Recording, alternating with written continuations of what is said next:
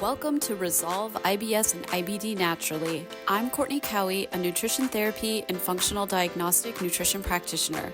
If you are struggling with the symptoms of IBS or IBD and want to get to the root cause of your symptoms so you can take back your health through a whole person approach, this podcast is for you. Just a disclaimer that the information I'm presenting in this podcast is for educational purposes only and should not be taken as medical advice. You should always consult a qualified practitioner before making any changes to your health or medical regimen. That being said, let's get on with the show. Well, Dr. James Kneller, welcome to the podcast. I'm excited to have you on today. We're going to talk about a topic that we have not yet touched upon on the podcast that I think is going to impact a lot of people, whether it's a secondary issue they're struggling with outside of the IBS, IBD symptomology that they've got going on, or even if they're listening, they have other chronic inflammatory conditions. This is just such a biggie that can go hand in hand, which is issues like high cholesterol and high blood pressure. So welcome to the podcast. Tell me just a little bit about your background and how you got into the field of getting really interested in working with those issues. Yeah, thanks, Courtney. This is great. We appreciate being here. So I'm a cardiologist and cardiac electrophysiologist and over 10 years of full-time clinical practice. So I'm also an MD PhD, and my original research interest was in complex arrhythmia mechanisms, or how your heart can support complex rhythms. Having been in conventional cardiology for a long time, you start to recognize that although the tools that we have are very powerful, they're also limited in many respects. And there's gaps in the conventional medical model and what patients' needs actually are. And so I'm always looking for real solutions to the problem. And that has taken me into natural cardiology and looking at what other factors could be contributing to our patients' heart disease and their responses to our therapies. And what that has led me to through advanced testing are two major areas of focus. And one is toxin burden. Americans are chock-a-block full of toxins, whether it's chemicals or heavy metals or mold particles. And two, the prevalence of leaky gut is vast and entirely underappreciated. And we know there's a gut-heart axis, that majority of our inflammation comes through the gut. And inflammation is, of course, very important to coronary artery disease, atherosclerosis, fibrosis forming in the heart, which destabilizes the heart electrically and is responsible for abnormal rhythms, and then also high blood pressure. And this factor and connection is completely overlooked in clinical medicine. Clinical medicine and clinical cardiology is so dumbed down right now that we are not doing any of the necessary root cause workup that the recent data and these findings are pointing to. So then it really becomes beholden on the patient to seek out individual help, whether it's you or a natural cardiology approach where we end up looking at the same things in certain regards. And gut health is definitely one of those.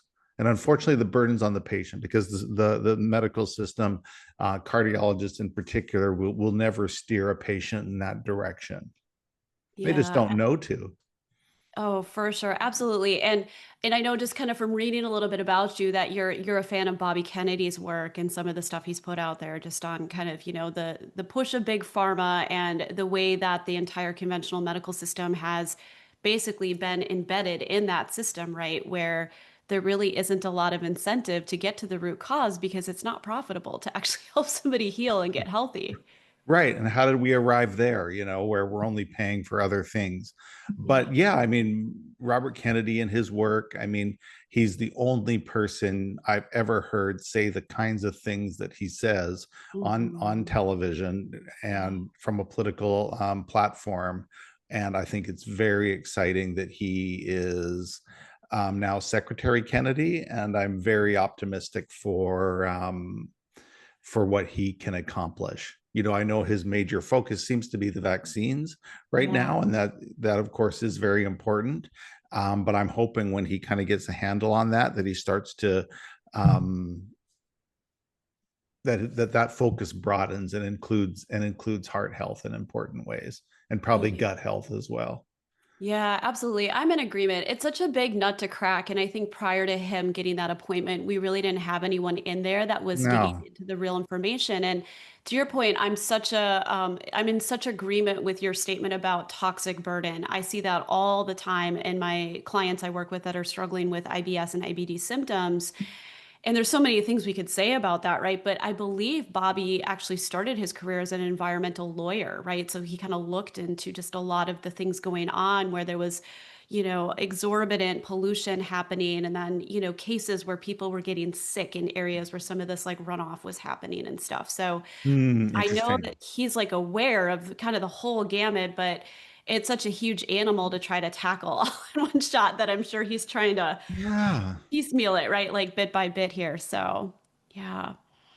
Well, James, let's talk a little bit about the cholesterol side of things because I think this is kind of a widely misunderstood and even controversial topic in even the functional health space, or if we want to call it the progressive health space. And I might even go Hmm. so far as to say that like recently, this was within the last couple of years, I was doing some training in Chicago with a naturopath down there who was basically throwing Peter Attia's take on cholesterol under the bus because by the way he sort of saw it was that, he was still pitching it as inherently a genetic driven disease, right? That really doesn't have any specific roots outside of just the inflammation in the vascular system versus like looking at deeper issues like the gut, like endotoxin leaking from the gut and cholesterol as a actual self-healing mechanism of the body to bind that up, take it back to the liver and process it. So I'd Wow. love to hear you kind of talk about that a little bit because I think this is something that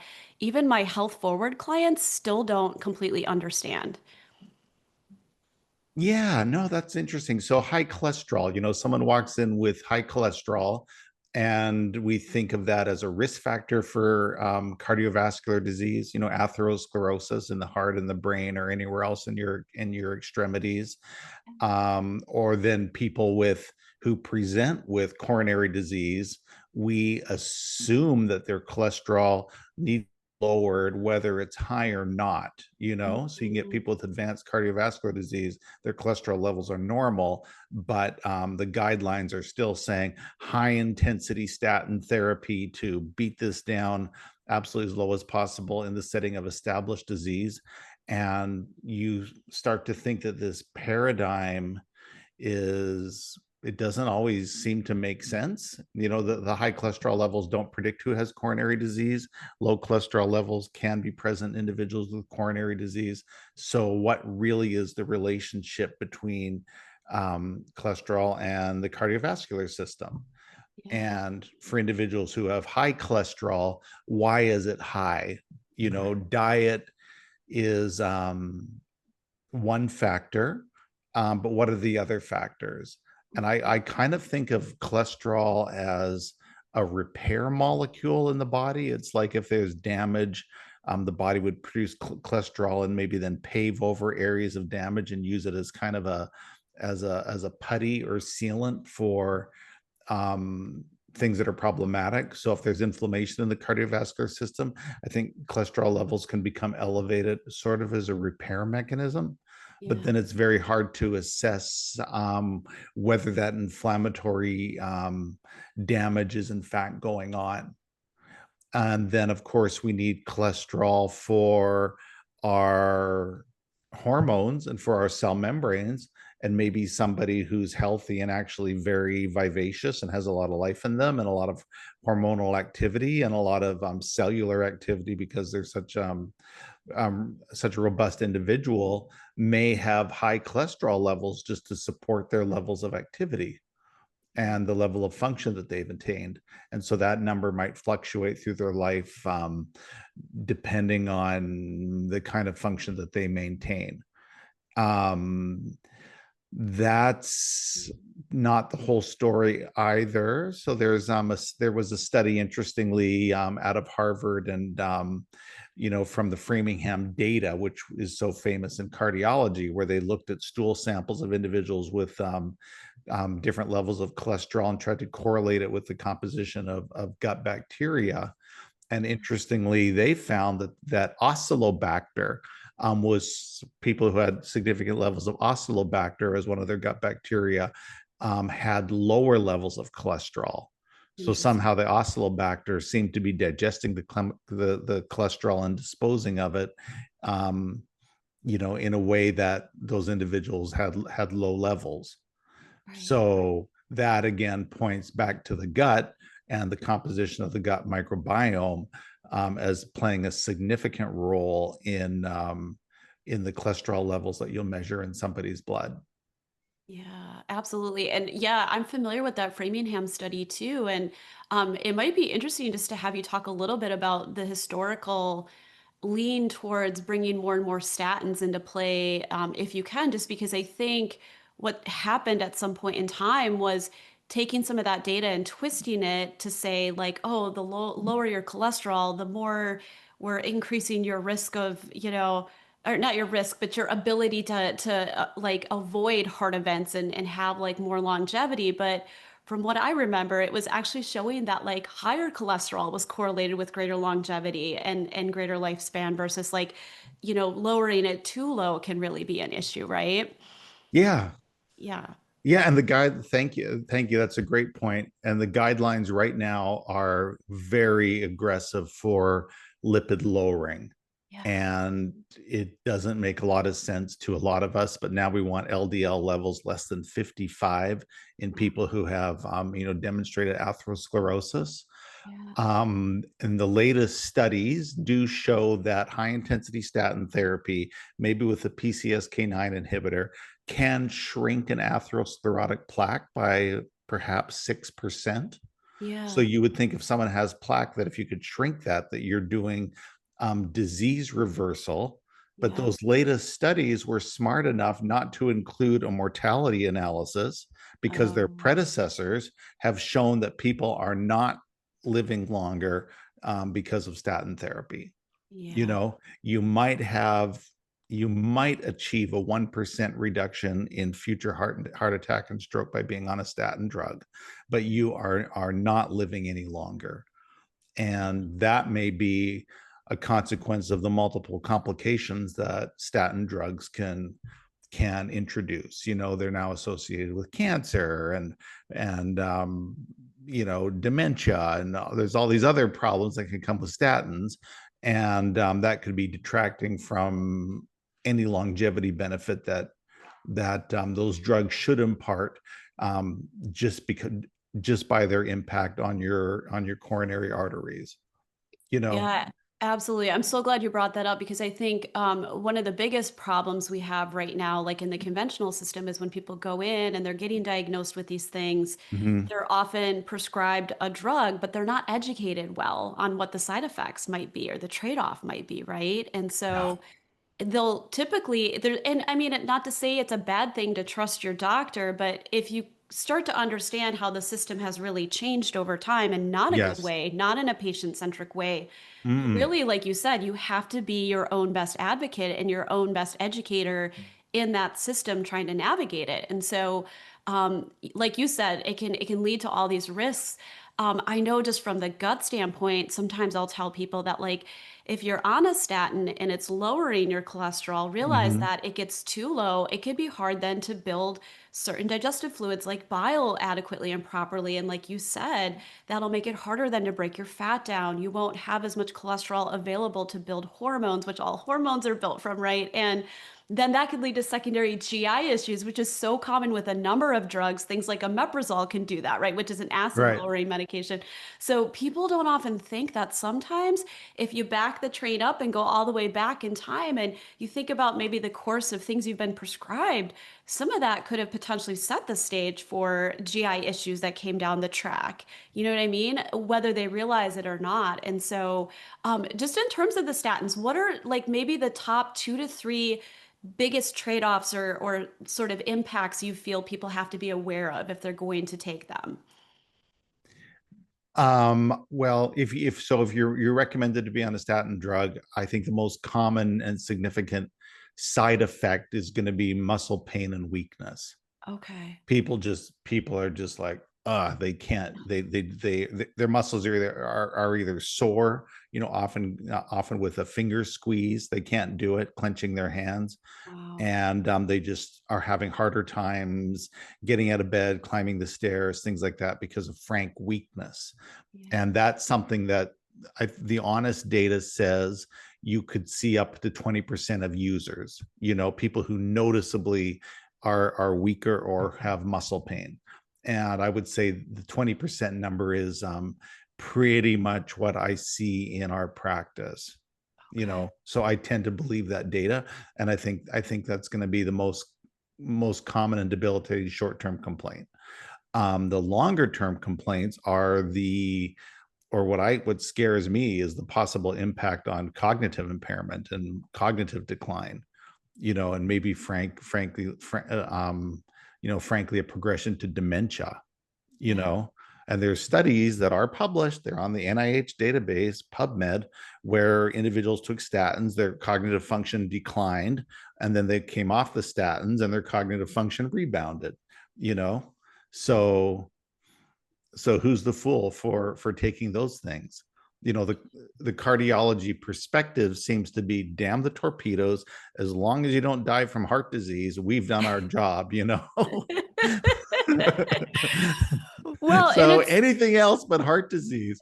And that, you could almost swallow that if the impact on heart disease was appreciable, you exactly. know but the studies honestly just show that they are not saving you from events in a significant way, and they're not prolonging your life. I don't know how we got here, except by pharma marketing campaigns, and how Yeah. these things have become infiltrated into the guidelines. But it seems like every doctor, from the family doctor to the cardiologist, is like, everyone should kind of be on a statin. You should just have a statin on board. They're good for all sorts of things, and you should have something. And you never know, disease, stroke. Just try to put some space between you and that with this statin, and just take it. And that's in everyone's mindset. Yeah. And it's shocking, but the data doesn't support it, and these things do cause suffering. They're not giving people much protection, so you do get a false sense of security. And here we are. But congratulations to marketers, because they've gotten us here, and it's entrenched, and they're killing it. Yeah, absolutely. And is it still true that cardiovascular disease is the number one cause of mortality in the US? I think I had heard that stat a while back. Yes, it is. So Yeah. it has been that way since the 1970s. Okay. Interestingly, the American Heart Disease just published an update cardiovascular disease trend from 1970 to 2022. Yeah. And so acute heart attacks are down, but Okay.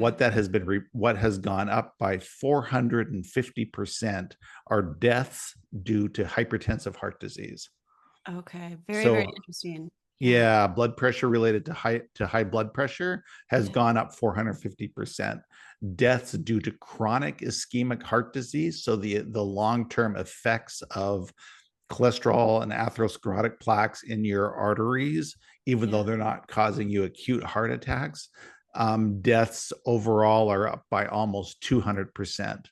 And Okay. that's close to 300% in men and about 150% in women. So it comes out in the wash as about 250% increase since the 1970s. So the death profile has changed, Yeah. but heart disease is clearly still the number one killer in the United States. Yeah, and that's probably why, James, the medical system has really honed in on that and then using statins as the quote unquote solution because it's a cash cow, right? Like there's so many people potentially worried about it. Mhm. If it runs in their families, the common thinking is, well, it's in my family, it's genetic. I would certainly argue that. I'm more of an epigenetic proponent than a genetic Yeah. determinist, right? But Mhm. I sort of wonder if a lot of this even just is because of the pure statistics around it, it becomes this huge opportunity, right? Yes, it certainly was a huge opportunity. The statin drugs are now off patent, Yeah, but the PCSK9 inhibitors are still on patent and very expensive. yeah, And the push now is for this additional, you know, therapy in addition to statins to bring cholesterol down to very, very low levels, so that people are now compelled to prescribe some of those drugs that still have the bigger bite in terms of marketing and profitability. Yeah.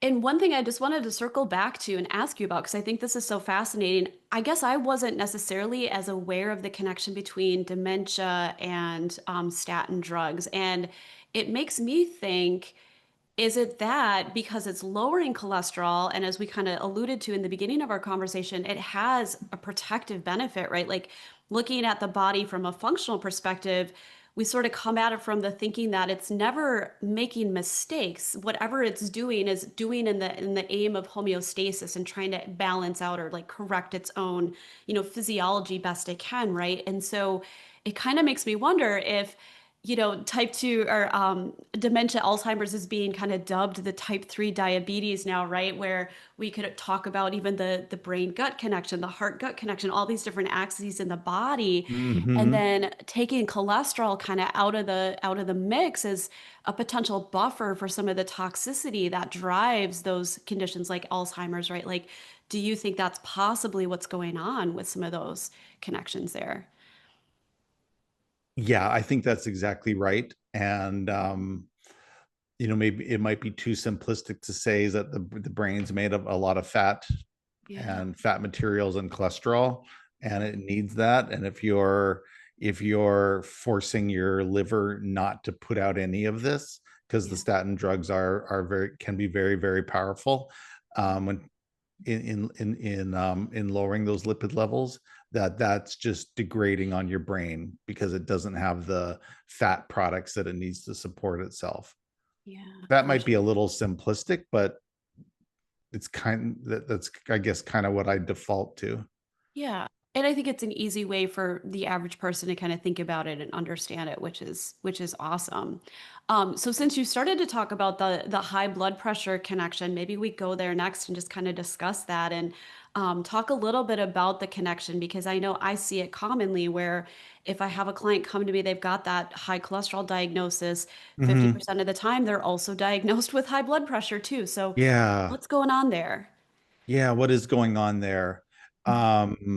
So high blood pressure, why is the blood pressure high? I think it's partly the quality of the arteries. Yeah. Your arteries will get stiff, especially in the microvasculature, Yeah. and where the arteries start to break down into the arterioles, and it's really getting to the level of perfusing the individual tissues and cells. Resistance at that level is what drives blood pressure, and I think that's where atherosclerosis, being hardening of the arteries, often starts. So you'll get the endothelial dysfunction in the arteries. So the lining of the arteries are compromised. They're not producing nitric oxide in the way that they should. Those vessels might start to become rigid because they've developed fibrosis. And by losing their elasticity, the blood pressure will escalate. Yeah. And those being big drivers. Kidney function, of course, the kidneys regulate blood pressure a lot. A lot of our drugs to lower blood pressure target the kidneys. Yeah. But I think of it being really the quality of the blood vessels as being the most important determinant of high blood pressure in a way that's meaningful for cardiovascular risk. I think the quality of our blood vessels is degrading, and that is a consequence largely of chronic inflammation and Yeah. inflammation that we're not recognizing, Yeah. and a lot of that having its origin again in the gut. Yeah. Providing 70% of our sources of inflammation are probably coming to us through a compromised gut. The reality goes even higher. So in individuals with high blood pressure, we should absolutely be looking at gut function, but absolutely nobody is doing that. It would overwhelm the system. you know why we have this system, who knows, but it would overwhelm it. We're not prepared to do that. We can't we couldn't do that testing for every Medicare patient out there who comes in with blood pressure that's above the targets that the guidelines have proposed to us, which is 130 over 80. Everybody should be 130 over 80 and on drug therapy if they're consistently over that number. A lot of us feel that those numbers are too tight and that they're getting us into trouble. Mhm. But the blood pressure paradigm clearly has to change. In the time of my practice, more and more drugs to lower blood pressure have come on the market, and we had plenty to begin with when I started medicine or studying medicine. But since 1970 up until now, despite all these pharmaceuticals coming out, deaths due to hypertensive heart disease are up by 450%. Oh my gosh. I mean, people are dying. If you told me that we hadn't moved the dial on hypertensive deaths, I'd be like, wow, that sucks. We're not good at this. Clearly we're missing something, like that would like that would be bad enough, right? But when you say it's up, fourfold, like Yeah. clearly we're not getting this right. I couldn't even go for a walk without planning my bathroom breaks. If you have IBSD or IBD and feel trapped by your gut, you're not alone. I used to plan my life around bathroom breaks until I found a 3-step solution that finally worked. To get my free guide, IBSD and IBD Relief, a 3-step solution to end bowel urgency and loose stool, click the link in the show notes below.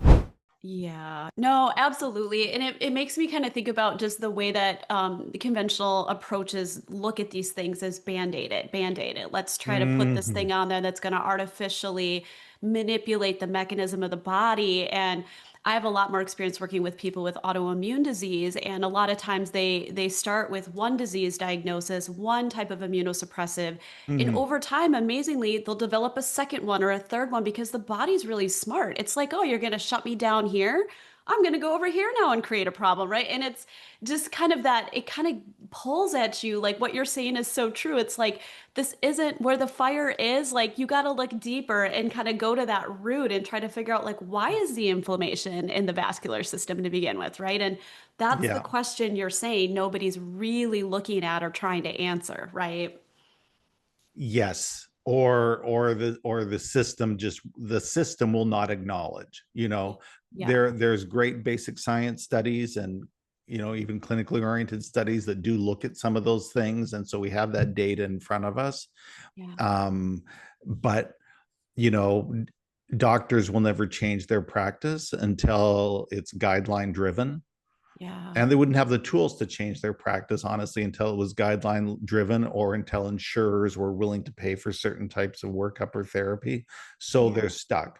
So we're not going to change what we do Yeah. until the whole ship corrects itself. And basically, the problem becomes recognized enough that insurers are compelled to pay for that workup or those types of therapies. So we're stuck in this medical paradigm, which is clearly failing Right. everyone. If deaths are just shooting up and out of control the way that the American Heart Association is telling us that they have since 1970. So we need a different paradigm. And for the informed patient, they need to read, and they need to study, and they need to engage with holistic practitioners who are going to work with them individually at root cause analysis and individualized therapies and disease reversal to then lower blood pressure naturally and in a way that's going to be helpful for them and impactful for them you know Yeah. so it's going to be Absolutely. that individual concierge style medicine with natural health practitioners, that's going to get the motivated individual with sufficient means over the finish line you Yeah. know I would and agree. unfortunately that's where we're at. Yeah, I would agree with that 100%. And while we're on the topic of high blood pressure, one thing I wanted just to touch on, because I'm sure you have thoughts on this as well, is a lot Mm-hmm. of people will come in with the myth or the thought that they have to be so salt avoidant. Salt is the the bane of their Yeah. their problem. And I love that I'm hearing you say that it's really back to vascular inflammation, not so much the kidney level control of blood pressure. And based on what I've seen, I think a lot of people actually are lacking high quality salt. Yes, we don't want to be eating the processed, refined, Morton style, white Mm, table salt. There isn't a lot of real mineral content in there that's going to serve your body. But yeah. the truth of it is, like, high quality sea salt is needed by the body to help absorb water, to help regulate the sodium potassium pump in the cells. Like, I don't think that's something people need to be afraid of. So I'd love to hear you talk a little bit about that too, James.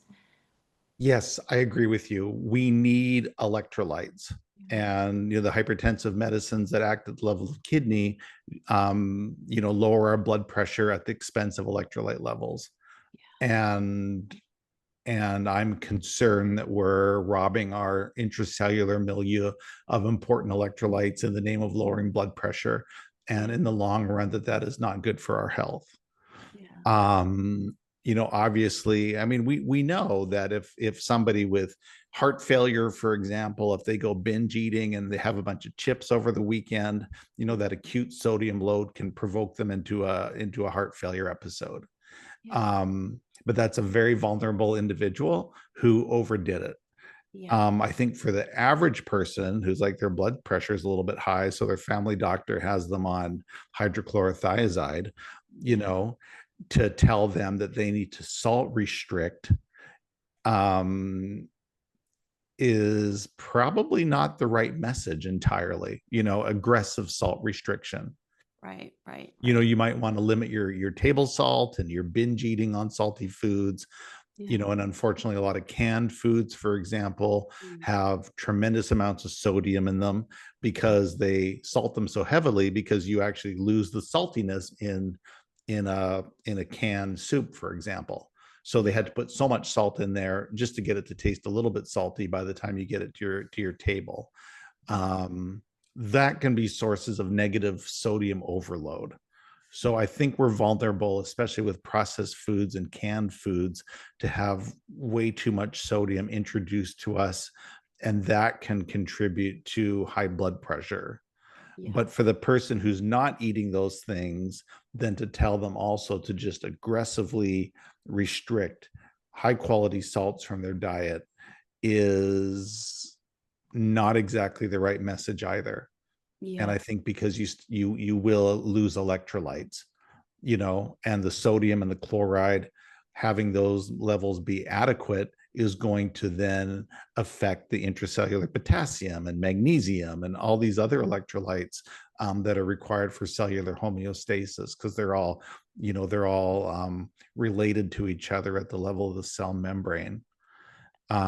So for the vulnerable individual, obviously be careful of your salt and your processed foods.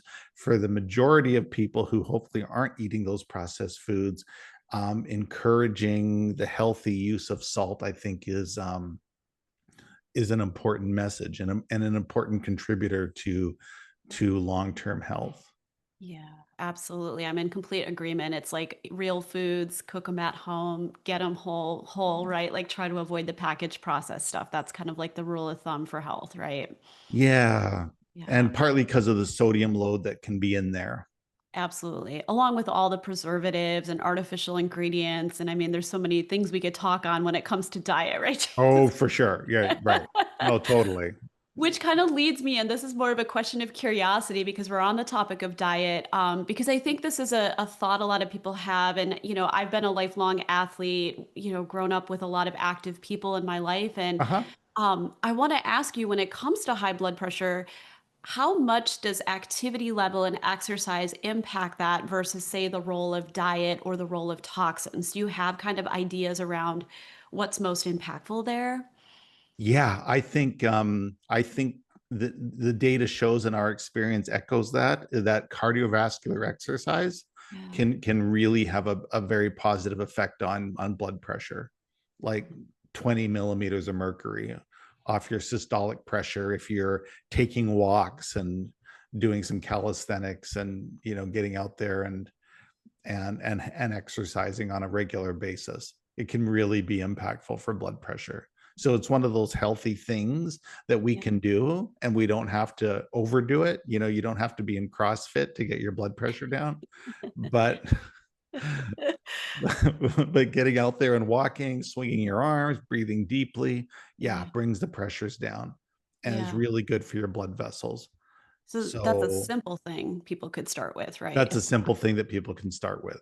Yeah. Yeah, so let's not forget the basics and having Yeah. a reasonable exercise program. We're not killing ourselves, but we're out there moving, and 30 minutes a day kind of thing is just fantastic. Yeah, I love that. Yeah, and that's something I always thought too, just being a very active person that like, okay, one thing that definitely is going to help with cardiovascular health is to just move your body, right? I mean, not overly Hmm. so like you said, but just getting out there, getting your heart rate up a little bit, get the blood pumping. Good thing. I want to kind of talk about the role of leaky gut and also Sure. wheat in the diet because that's definitely an area where we're both, I'm sure, very passionate about. There's a lot of overlap between obviously the gut realm and cardiovascular there. And I don't think I've ever heard someone who specializes in cardiology talk about that. So I'd love to hear you talk about that, James, and connect that back to both high cholesterol as well as high blood pressure. Yeah. So, at the at on my concierge service, Natural Cardiology Institute, we do advanced laboratory testing for our patients, advanced hormone profiles, advanced cholesterol panels. And what that testing can include is multiple markers for gluten sensitivity. So we screen very heavily for gluten sensitivity. And then these labs, being from Vibrant America, also Yes. include an intestinal permeability panel, Yeah. which Do includes you, like zonulin, yeah. anti-zonulin IgG, IgA, anti-actin IgG, IgA, and then anti-LPS, lipopolysaccharide, IgA, and then IgG and IgM. Yeah. That's And wheat those zoomer. kind of being the markers that Vibrant America has chosen, for example, to represent intestinal permeability. And probably the most significant of those is if you have permeability that's related to the lipopolysaccharides, because that's going to be related to some prior gram negative infection that's still compromising you. Yeah. Much after the infection you think is resolved, but you still have these antibodies floating around that are ripping up your gut. Yeah. That's some of the negative impacts of having had a significant bacterial illness in your history, is that those processes could be going on. Yeah. So working with these types of things and looking at these lab panels again and again and again, it has just been shocking to see how many folks come back with these messed up guts, Yeah. you know, intestinal permeability up the wazoo, 3 of 7 markers, 4 of 7 markers in the red. Mhm. And and then often the gluten sensitivity that can accompany that, although that's not the only cause. Yeah. And so you're like, wow, you have heart disease, you have atrial fibrillation, you have congestive heart failure. What are all the things that we can reverse for you to make you better? And you're like, wow, you have leaky gut, and significantly leaky gut. And interestingly, the appropriate therapies for that can turn it around, and Yeah. people do start to feel better, Yeah. but we would never have known if we didn't look. And again, you need that motivated individual to pay for the testing because it isn't cheap, and then the immunoglobulin therapy to help reverse it. Mhm. But boy, oh boy, have I ever seen it turn around, and it's really been impactful on heart health at the individual level. Yeah, I'm so glad you brought that up, the wheat zoomer. I love that test myself. I love it. And it's so Okay. great. Yeah, it's so great that you can even use it for really health forward people who might even come in the door saying, well, I'm already doing wheat-free, gluten-free. And it's like, really, should we just check anyhow? And a question I'll sometimes ask my clients is your whole household wheat-free? Because if the answer to that is no, chances are Mm, really good you're getting accidental exposure ongoing. So that's such an amazing test because it'll give us very clear black and white data as to where that person's at. Is it that they just got maybe an accidental acute exposure around the time they took the test? Can we see that picture of do they have this ongoing chronic exposure going on? And that can really help us guide them in the direction of like, where do we need to start and what do we need to look at, whether that's starting in the kitchen, starting with maybe the food pattern for you. If you're eating out 3 times a week, we might have to look Mm, at that factor, right? Like, so I'm so glad you run that test, James, because I love that test. And I think it's just so valuable in terms of the leaky gut panel, as well as just the peptide level sensitivity to wheat that we'll see on that, right? right, right. Yeah. Yeah, the wheat zoomer is exactly what they call it. And what an eye opener to measure those things, because it's just not available on a standard laboratory panel, Exactly. that we can order in our clinics or in the hospital. And all of us in internal medicine, we just never had access to these labs. Yeah, And then when you start to see it, you're like, wow, was that ever an eye opener? absolutely. And Yeah. maybe it's changed as the genetically modified wheats come along. Yeah. The biggest problem, I think, is that the gluten content is just multiplied in the genetically modified grains. Yeah. So historically, probably eating whole grains was a good idea. But Yeah. now when we have these genetically modified grains where the gluten content is off the charts, Yeah. for the purposes of productivity, and profitability for the grain farmers, all of a sudden we're inundated with all this gluten, and the gluten sensitivity and gluten allergies are spiking because our bodies have never seen so much, you know Absolutely. but for the poor human just reaching for the cracker or the bread that 30, 40 years ago was probably just fine, you Yeah. know and now they're just piling on the pounds by doing the same thing, and Yeah. and developing these sensitivities. They don't know where it's coming from. Yeah. It's just not a level playing field. Yeah, absolutely. And back to your point about just the toxic burden, I mean, then you add to that all the glyphosate spraying and the fact that mass-produced grains are stored in these like dark, moldy silos, right? And I mean, now you're adding Mm-hmm. chemical toxins, mycotoxins to that food supply. And I mean, no wonder the immune system gets stimulated and starts to like mount an attack against these food particles. And then eventually we'll Yes. start to cross-correlate that to other tissues in the body, right? Which is why thyroid dysfunction is so common with Mhm. wheat sensitivity. And I'm willing to bet in your patient population, you see a lot of people with thyroid issues alongside the cardiovascular disease. Right, right. Yeah. Interesting. Those are related too. Yeah. And the Europeans don't have this problem because the European governments seem to have the interest of their populations at heart Yeah. in a way that our politicians do not. Yeah. So these genetically modified grains, I mean, you can go to France, you can eat bread up significantly, and you actually lose weight on your trip, you know Yeah. come over here, eat that same bread, and you're piling on the pounds, and you have to go on some kind of diet plan to just normalize yourself again. Yeah. They and the number of chemicals and pesticides that we allow compared to what they allow is outrageous. America's been sold out, by Yeah. by our political establishment has sold us out, Yeah. sold out to the regulators, lowered standards for the purposes of corporate profit at the Totally. expense of the American people. And that has not been replicated in our biological counterparts in Europe. Yeah. And it's really a travesty to see what's happened in on this side of the Atlantic compared to that side of the Atlantic. Yeah, absolutely. And just the whole big egg pharma, all of that is kind of all commingled and there's a lot of Mm, lobbying that goes on to kind of forward the agenda in the big food industry to try to, keep that profit margin going, right? And like the two most heavily subsidized crops in the US are corn and soy. And also okay. two of the most highly genetically modified and sprayed. And then you look at all of the processed components of soy and corn that go into a lot of processed foods. I've even heard in the prison system, they use like a substantially more processed soy because it's so cheap to source, James, Oh, is than that you. right? Yeah, I've heard that in the prisons because they want to keep food costs low. And, think about just the degree of mental health and physical health issues that that population has that are driving probably some of the behavioral issues they've had over their life that got them there. And so it's just this like terrible chicken and egg process. And I mean, Hmm.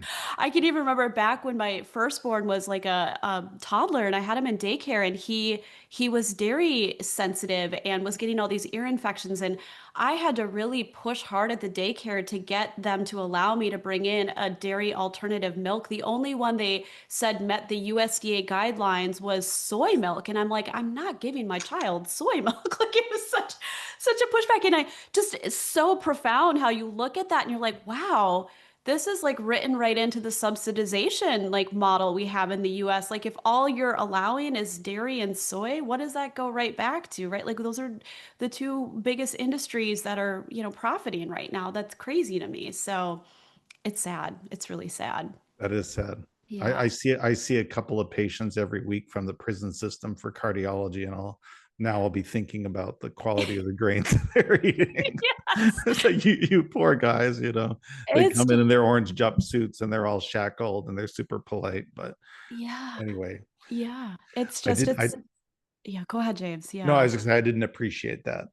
Well, yeah, and it's crazy because you hate to say that there's sectors of society that are truly underserved in a sense, but I mean, think about it. Like the prisons have to operate on a tight budget too, and so if they can cut corners and reduce Mhm. costs in that way, I mean, those guys may be in there for life. Like, what does it matter if they give them a super healthy, nutrient-dense diet, or they give them one that's made up of 40% processed soy? And a lot of soy can be then made to taste like things too. I mean, this is how messed up the food system has gotten. I mean, look at things like the Impossible Burger. I wouldn't Yes. touch that with a 10-foot pole.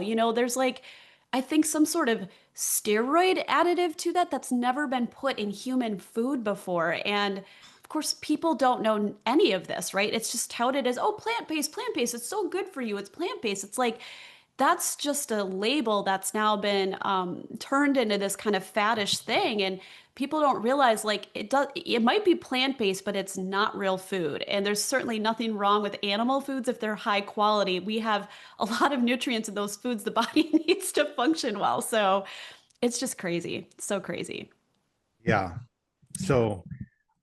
So our goal at in my practice in our Natural Cardiology Institute is to provide individuals with natural supplements, Yeah. natural products at appropriate doses and in good combinations that can address cardiovascular disease naturally.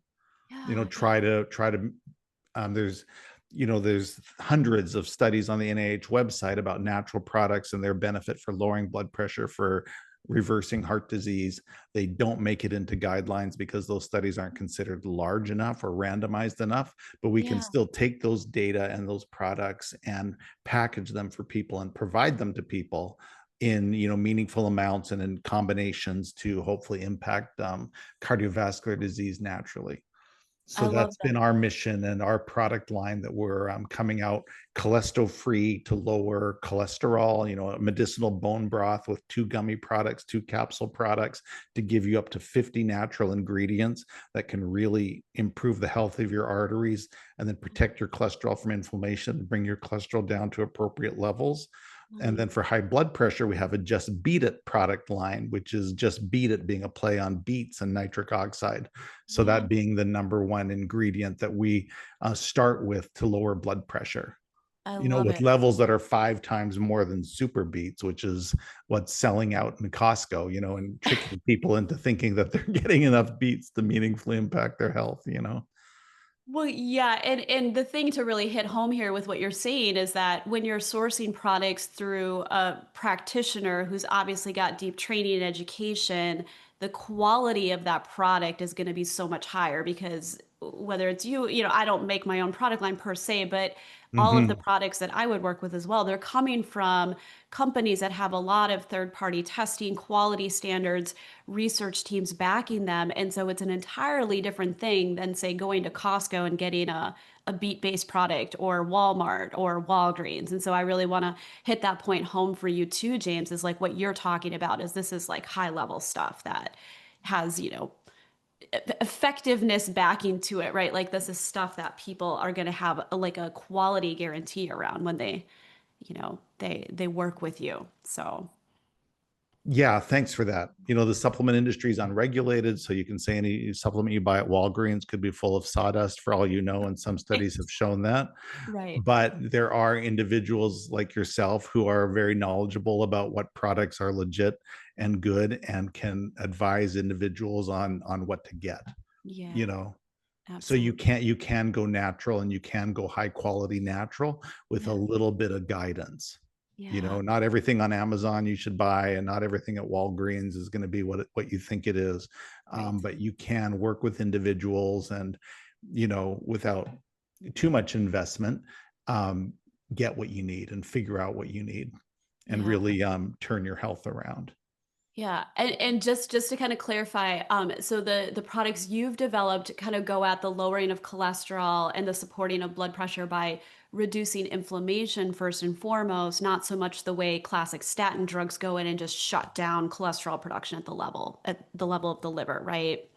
Yes, exactly. Yeah. But then also, many of these plant substances are very sophisticated, and they have natural statin activity. Like, they will partially inhibit the HMG-CoA reductase enzyme, Okay. or they will have partial PCSK9 activity, and that they're changing the expression of LDL receptors on the level of the liver. Yeah. But they're plants that do it, and they're kind of self-limiting in the extent that they do it. So it's probably safer, you Yeah. know. So these pharmaceuticals, they've hijacked a lot of plant-based mechanisms. They'll figure out that certain plants that lower cholesterol inhibit the HMG-CoA reductase enzyme, but then the pharmaceutical drug will find a way to do that in a hyperbolic way, which is probably too powerful and overwhelms the system. Yeah. But the smart natural substances will influence those things already. Yeah. So you can substitute herbal products for statins that will work through similar mechanisms, but probably in a way that's going to be more balanced and not overwhelm your cells. You may not get the dramatic reduction in LDL cholesterol that the statins can achieve for you, but you probably don't want that. And Yeah. if the other herbal products that you're also incorporating are lowering inflammation and improving the quality of the endothelium and the blood vessel integrity as a whole, you're going to come out so much better, because your cholesterol will be appropriate. Hopefully, you won't have oxidized cholesterol. You won't have the small, dense LDL particles, and then your arteries, your endothelium will be so much healthier that the interaction between the two will have you way ahead in terms of cardiovascular health, compared to these pharmaceutical strategies that Yeah. the data is showing us are just failing. For sure.